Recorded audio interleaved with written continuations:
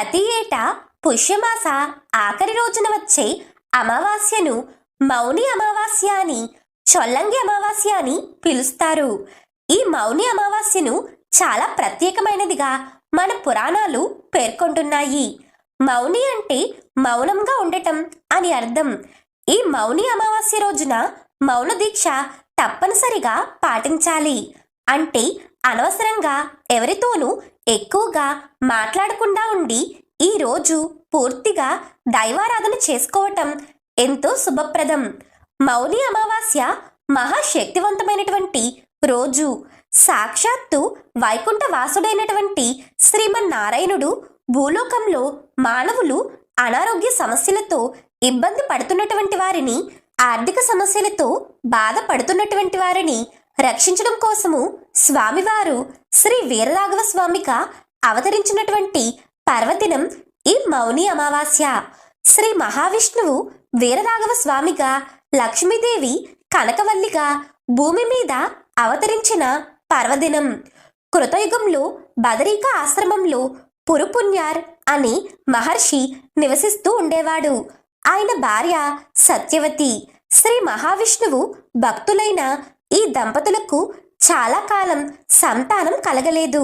దీనితో వారు పుత్ర సంతానం కోరుతూ 1 సంవత్సర కాలం పుత్రకామేష్టి యాగం చేశారు. ఫలితంగా వీరికి కొంతకాలానికి ఒక కుమారుడు జన్మించగా శ్రీ మహావిష్ణువు యొక్క ప్రసాదంగా భావించిన ఆ పిల్లవాడికి సాలిహోత్రుడు అని నామకరణం చేసి అల్లారుముద్దుగా పెంచసాగారు. తల్లిదండ్రుల మాదిరి సాలిహోత్రుడికి చిన్నతనం నుంచే విష్ణుభక్తి అలవడింది.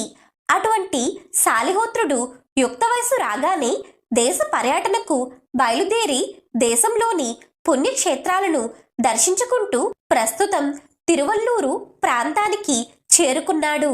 అక్కడి హృత్తాపనాశిని తీర్థం చూసి అది ఎంతో పవిత్రమైనదిగా గుర్తించి అందులో స్నానం ఆచరించి దైవ ప్రార్థనలు చేశాడు.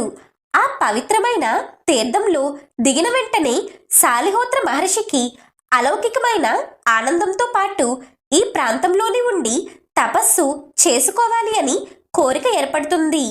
ఆయన 1 సంవత్సరం పాటు మౌనంగా ఎటువంటి ఆహారము తీసుకోకుండా తపస్సు, యజ్ఞయాగాలు చేశారు. సంవత్సరం పూర్తవుతూనే పూర్ణాహుతి చేసి నైవేద్యం సమర్పించారు. అనంతరం నైవేద్యాన్ని 3 భాగాలుగా చేశారు. 1 భాగాన్ని దేవునికి సమర్పించారు. ఇక 2వ భాగాన్ని అతిథి కొరకు, 3వ భాగాన్ని తన కోసం ఉంచుకుని ఎవరైనా అతిథి వస్తారేమో అని ఎదురు చూడసాగారు. ఇదంతా గమనించిన శ్రీ మహావిష్ణువు సాలిహోత్ర మహర్షిని పరీక్షించదలచి ఒక వృద్ధ బ్రాహ్మణుని రూపంలో ఈ సాలిహోత్ర మహర్షి దగ్గరకు వస్తారు. ఆ వృద్ధ బ్రాహ్మణుడిని చూసిన సాలిహోత్రుడు అతడిని దేవుడు పంపిన ఆహుతుడుగా భావించి అన్ని సత్కార్యాలు చేసి ఆశ్రమంలోనికి ఆహ్వానించి అతిథి కోసం ఉంచిన ప్రసాదాన్ని వడ్డించాడు. దానిని భుజించిన ఆ వృద్ధ బ్రాహ్మణుడు తనకు ఆకలి తీరనే లేదని, ఇంకా ఆహారం కావాలని తెలపడంతో సాలిహోత్రుడు తన కోసం ఉంచుకున్న భాగాన్ని కూడా ఆయనకే వడ్డించాడు. ఆయన తృప్తిగా భుజించి వెళ్ళిపోయారు. అయితే సాలిహోత్రుడికి మాత్రం ప్రసాదం లభించలేదు. సాలిహోత్ర మహర్షి యొక్క నియమం ఏమిటంటే సంవత్సరం పాటు మౌనంగా ఉంటూ ఏ ఆహారము తీసుకోకుండా సంవత్సరంలో 1 రోజు మాత్రమే ఆహారం తీసుకోవాలి అన్నది ఈ మహర్షి యొక్క నియమం. ఆహారాన్ని ఆ వృద్ధ బ్రాహ్మణుడు తినేశాడు. ఈయనకు ఏమీ మిగలలేదు. దానితో తన తపస్సులో ఏదో లోపం ఉండటం వల్లనే తనకు ప్రసాదం లభించలేదని భావించిన సాలిహోత్ర మహర్షి మరో సంవత్సరం పాటు తపస్సు చేశాడు. అలా తపస్సు చేసిన తర్వాత మళ్ళీ కిందటి సంవత్సరం లాగానే వరిపిండితో నైవేద్యాన్ని సిద్ధం చేసుకుని ఇంకొక అతిథి కోసం ఎదురు చూస్తూ ఉన్నాడు. కిందటి సారిలాగే మళ్ళీ శ్రీ మహావిష్ణువు ఒక పండు ముసలి బ్రాహ్మణుడిగా ఆశ్రమానికి వచ్చాడు. ఆయనను సాదరంగా ఆహ్వానించి ప్రసాదాన్ని వడ్డించాడు శాలిహోత్రుడు. తనకి ఇంకా ఆకలి వేస్తుందని ముసలి బ్రాహ్మణుడు చెప్పగా తన కోసం ఉంచుకున్న భాగాన్ని కూడా ఆయనకే వడ్డిస్తాడు శాలిహోత్రుడు. వడ్డించిన ప్రసాదాన్ని తృప్తిగా భుజించిన ఆయన, నాకు భుక్తాయసంగా ఉంది, నేను ఎక్కడ విశ్రాంతి తీసుకోవాలి అని శాలిహోత్రుడిని అడగ్గా, ఇక్కడనే పవలించండి అని శాలిహోత్రుడు సమాధానం ఇచ్చాడు. దీనితో బ్రాహ్మణుడు దక్షిణం వైపు తలపెట్టి ఉత్తరం వైపు కాళ్ళు ఉంచి తూర్పు వైపు చూస్తూ పవలించాడు. క్రిందటి సంవత్సరంలాగే ఈ సంవత్సరం కూడా గడిచిపోయిందని చెప్పి మరునాడు శాలిహోత్రుడు హృత్తాపనాశిని తీర్థం వద్దకు వెళ్లి స్నానం చేసి మళ్ళీ వెనక్కి తిరిగి వచ్చి ఆశ్రమంలో విశ్రాంతి తీసుకుంటున్న బ్రాహ్మణుడి వద్దకు వెళ్లి చూడగా పవలించి ఉన్న ఆ వృద్ధ బ్రాహ్మణుడి రూపం పోయి శ్రీ మహావిష్ణువు రూపం ప్రత్యక్షమవ్వడంతో శాలిహోత్రుడు సంతోషించి పరిపరి విధాలుగా స్వామివారిని ప్రార్థించాడు. అప్పుడు స్వామివారు శాలిహోత్ర మహర్షితో ఇలా చెప్పారు: శాలిహోత్ర, నేను నిన్ను పరీక్షించడం కోసమే వచ్చాను. నీ కోరిక ఏదైనా సరే కోరుకో, అది అనుగ్రహిస్తాను అని చెప్పగా శాలిహోత్ర మహర్షి ఇలా కోరిక కోరారు: స్వామి, తమరు ఇక్కడే శాశ్వతంగా ఉండిపోవాలి. అంతేకాకుండా ఎవరైతే తమరి యొక్క దర్శనం కోసం ఇక్కడికి వచ్చి తమరిని దర్శించుకుంటారో వారి యొక్క వ్యాధులు, భయం, ఆందోళనలు, వారు చేసిన పాపాలు అన్నీ తీరేలా నువ్వు ఆశీర్వదించు స్వామి అని చెప్పి శాలిహోత్ర మహర్షి ప్రార్థిస్తారు. స్వామివారు శాలిహోత్రుని కోరిక ప్రకారం తాను విశ్రాంతి కోసం పవలించిన శైల రూపంలోని శ్రీ వీరరాఘవ స్వామిగా కొలువు తీరారు స్వామివారు. స్వామివారు కొలువు తీరిన ప్రాంతమే తిరువల్లూరు. తిరువల్లూరులోని ప్రధాన గర్భాలయంలో 5 శిరస్సుల శేషతల్పంపై శ్రీ వైద్య వీరరాఘవ స్వామి శయనించి దర్శనమిస్తారు. భారీ రూపంతో ద్విభుజాలతో కొలువుతీరి ఉన్న స్వామివారు ఒక చెయ్యిని కిందకి ముని శిరస్సుపై ఉంచి మరో చెయ్యి గోడకు ఆనించి దర్శనమిస్తారు. స్వామివారి తలకు దగ్గర శాలిహోత్ర మహర్షి పద్మాసన స్థితిలో కూర్చుని ఉంటారు. స్వామివారు ఔషధుల మూటను తన తల క్రింద ఉంచుకుని శయనిస్తూ భక్తుల అనారోగ్య సమస్యలను, వారి బాధలను తొలగిస్తారు. స్వామివారిని ఎవరైతే అమావాస్య రోజున పూజిస్తారో వాళ్ళకి దీర్ఘకాలిక వ్యాధులన్నీ పటాపంచలవుతాయి. అలా వరుసగా 3 అమావాస్యలు గనుక స్వామివారిని పూజించినట్లయితే ఈ వ్యాధులన్నీ పటాపంచలైపోతాయి. అలాగే హృత్తాపనాశిని తీర్థంలో భక్తులు స్నానం చేసినంత మాత్రం చేతనే పాపాలన్నీ తొలగిపోతాయి. పరమపురుషుడైన శ్రీ వీరరాఘవ స్వామివారి గురించి, భక్తుల పాపాలను పోగొట్టే హృత్తాపనాశిని తీర్థం గురించి భక్తితో చెప్పిన లేదా పెద్దలు చెప్పడం ద్వారా విన్న కథలను ఇతరులకు చెప్పిన సర్వ శుభాలు కలుగుతాయని శ్రీ మార్కండేయ పురాణం చెబుతుంది. స్వామివారు శాలిహోత్ర మహర్షికి శ్రీ వీరరాఘవ స్వామిగా దర్శనమిచ్చిన రోజే ఈ మౌని అమావాస్య. ఈ అమావాస్యని తమిళనాడులో తై అమావాస్య అని పిలుస్తారు. ఈ తై అమావాస్య రోజున శ్రీ వీరరాఘవ స్వామివారి దర్శనానికి తండోపతండాలుగా భక్తులు తరలివస్తారు. అనేక రకములైన వ్యాధులతో బాధపడేవాళ్ళు, దృష్టి దోషాలతో బాధపడేవాళ్ళు, అలాగే ఆర్థికంగా ఇబ్బందులు ఎదుర్కొంటున్నటువంటి వాళ్ళు స్వామివారి ఆలయానికి వెళ్ళి అక్కడ హృత్తాపనాశిని తీర్థంలో బెల్లము వేసి వస్తారు. అలా వేస్తే వాళ్ళకి ఉన్న దృష్టి దోషాలు, అలాగే ఏదైనా అనారోగ్యాలు ఉన్నా అవన్నీ తొలగిపోతాయని విశ్వాసం.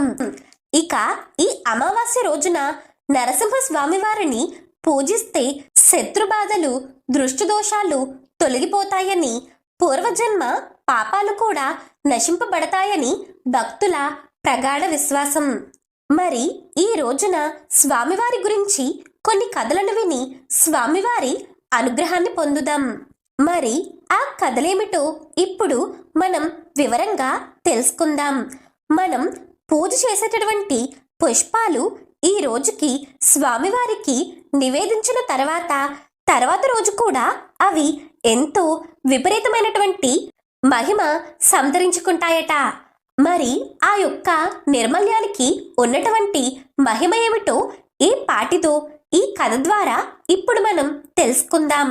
చంద్రవంశపు రాజులలో శంతనుడు చాలా పెద్దవాడు. అతను దాన ధర్మాలకు, దైవభక్తికి ఎంత పేరు పొందినవాడో, బల పరాక్రమాలకు, చల్లని పరిపాలనకు అంత పేరు పొందాడు. అతని మంచితనానికి బహుమతిగా ఇంద్రుడు మంచి రథం ఒకటి అతనికి బహుమతిగా ఇచ్చాడు. మంచి రోజు చూసి దానిని అధిరోహించాలని అనుకుని దానిని రథశాలలో ఉంచాడు శంతనుడు. శంతనుడు నారదముని ద్వారా నరసింహస్వామివారి మహిమ విని భక్తి శ్రద్ధలతో స్వామివారిని ఆరాధిస్తూ ఉండేవాడు. ఒకనాడు ఉదయకాలం ముహూర్తం బాగుందని దైవజ్ఞుడు చెప్పగా శంతనుడు నరసింహస్వామివారి పూజ చేసి బయటకు వచ్చాడు. రథశాలకు వెళ్లి రథాన్ని వెలుపలకు తెప్పించాడు. ఆ రథం చుట్టూ 3 సార్లు ప్రదక్షిణ నమస్కారం చేసి రథమెక్కాడు. కాని ఏమి లాభం? రథం అంగుళం మేర అయినా నడవలేదు. తెల్లముఖంతో క్రిందకి దిగాడు శంతనుడు. రథకారుల్ని రప్పించి ఏమిటి లోపమో చూడండని ఆత్రంగా అన్నాడు. వాళ్ళు చాలా దీక్షగా చూసి ఏ లోపము లేదు ప్రభు అని రథాన్ని ఈడుస్తూ అన్నారు. శంతనుడు ఆ రథాన్ని ఎక్కి తిరిగి ప్రయత్నించగా ఏ ప్రయోజనం లేకపోయింది. ఏమిటో అర్థం కాలేదు. శంతనుడి ఉత్సాహం నీరు కారింది. వెలవెలబోతూ అంతఃపురానికి వెళ్ళిపోయాడు శంతనుడు. అంతఃపురానికి వెళ్ళి అక్కడ దిగాలుగా కూర్చుని ఇష్టదైవాన్ని స్మరిస్తూ ఉండగా నారదుడు అక్కడికి వచ్చాడు. నారదుడిని చూసిన శంతనుడు సవినయంగా నారదునికి ఆతిథ్యమిచ్చి రథ వృత్తాంతమంతా చెప్పాడు. నారదుడు ధ్యానంలో జరిగిన విషయమంతా తెలుసుకుని ఆ మహారాజుతో ఇలా అంటున్నాడు. రాజా, దానికి కారణం మరేమీ కాదు. రథ నిర్మాణంలో ఏ లోపము లేదు. నీవు స్వామివారికి నిన్న చేసిన పూజా పుష్పాలను బయట వేశావు కదా, బయటకు వెళ్లడంలో వాటిని దాటి వెళ్ళావు. నిర్మల్యాన్ని ఎవరి కాళ్లకు తగలని విధంగా ఒక మూలగా వెయ్యాలి. వాటిని దాటడం వల్ల వచ్చిన దోషం నీ రథగమనాన్ని కొట్టింది. నీ మాటకేమి? నీకు రథమిచ్చిన ఆ ఇంద్రుని కుమారుడికే ఇలాంటి ఆటంకం కలిగింది ఒకప్పుడు. ఆ కథ చెప్తాను, శ్రద్ధగా విను. పూర్వం అంతర్వేది అనే చిన్న పట్టణంలో రవి అనే ఒక మాలకారుడు రకరకాల పూలదండలు రమ్యంగా అల్లి మొదట అల్లిన దండలు 3 ముచ్చటగా నరసింహస్వామికి సమర్పించేవాడు. ఆ దండలు అల్లడంలో అతని భార్య కూడా నిపుణురాలు. ఇద్దరు దండలు అల్లడంలో ఎంతో శ్రద్ధ, ఒద్దిక చూపేవారు. స్వామివారికి సమర్పించగా మిగిలినవి పురోహితుడికి, దైవ పూజలు చేసేవారికి, కొన్ని అంగడిలో అమ్మకానికి ముందుగానే నిర్ణయించుకునేవారు. ఆ పుష్పమాలికల అమ్మకం వల్ల వచ్చే సొమ్ముతో కుటుంబ పోషణ జరుపుకునేవారు. మరి రోజు పూదండలు అల్లాలంటే పువ్వులు సమృద్ధిగా ఉండాలి కదా. అందుకని పెరటిలో దూరంగా ఉన్న తన సొంత నేలకి చుట్టూ ఎత్తుగా నలువైపులా ప్రహరీ కట్టించి లోపల పలు జాతుల పూల మొక్కలు, తీగలు నాటాడు. ఇంటిలో నుంచి ఒకే ఒక్క ద్వారం ఉంచాడు. పైనుంచి మనిషి గాని పశువు గాని లోపలకు రావటానికి ఆస్కారం లేదు. మల్లె, మొల్ల, మాలతి, జాజి, పొన్న, చేమంతి, సంపెంగ ఇలా ఎన్నెన్నో జాతులు ఆ తోటలో ఉన్నాయి. దానికి బృందావనం అని పేరు పెట్టాడు.